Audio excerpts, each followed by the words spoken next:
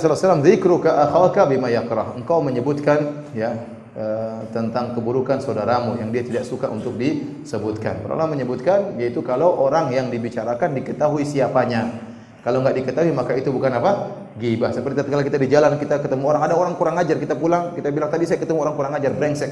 Dia gini-gini. Siapa? Adalah pokoknya. Ini tidak ghibah karena kita tidak tahu siapa orang tersebut. Tetapi kalau orang tersebut meskipun tidak diketahui namanya, tidak disebut namanya, namun dipahami siapa yang dimaksud, maka ini jelas apa? Ghibah. Karena kita tahu akhuka, akhuna, kita tahu saudara kita yang sedang diomongkan. Misalnya dalam majelis tersebut ada 20 orang.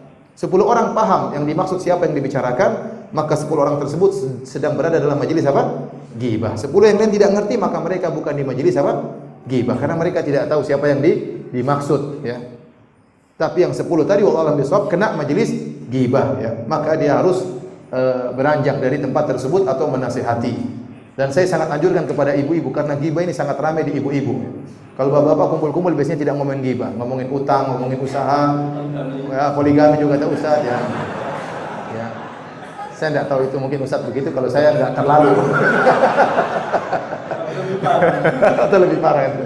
Ininya para hadirin terus subhanahu wa taala, ibu-ibu yang sering ghibah, ya. Yang ghibah digibahin banyak, suaminya digibahin, temannya digibahin, ustaznya pun digibahin. Jadi wanita yang paling sering apa? Majelis ghibah, ya.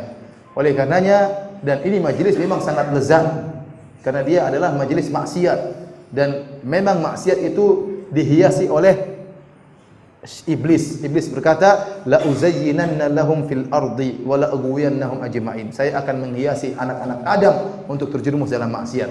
Maka lihatlah bagaimana Adam alaihissalam, nenek moyang kita, tatkala di surga betapa banyak pohon yang halal, yang mungkin buahnya enak-enak.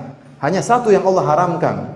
Tetapi iblis menjadikan Adam bagaimana terfokus kepada satu pohon yang haram tersebut. Kenapa dihiasi oleh apa? Iblis, sehingga akhirnya padahal masih banyak yang halal. Padahal kan enggak perlu makan, ini enggak jadi masalah, namun dihiasi oleh iblis sehingga Adam pun terpengaruh dengan satu itu. Kenapa? Kemaksiatan dijadikan lezat oleh syaitan. Sama seperti majelis ghibah majelis yang sangat lezat.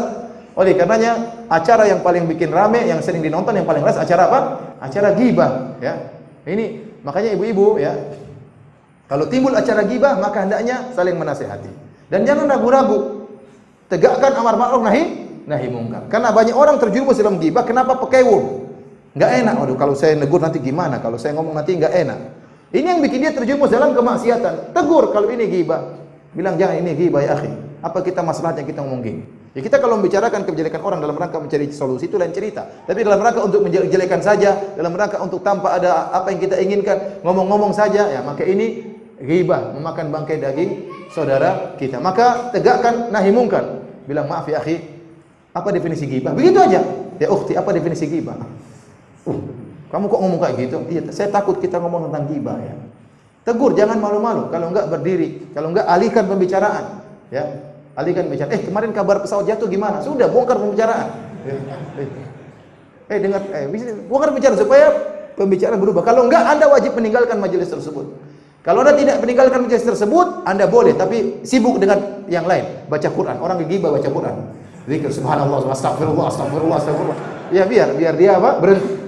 Boleh kata para ulama, Anda tetap di majelis tersebut tapi sibuk dengan yang lain. Karena kalau Anda berlezat dengan ghibah tersebut, Anda ikut dalam majelis ghibah. Dengan ibu-ibu, ya, tinggalkan hal tersebut. Saya malah pingin besok kajian saya tentang masalah ghibah, karena besok pengajian apa? Ibu-ibu, ya.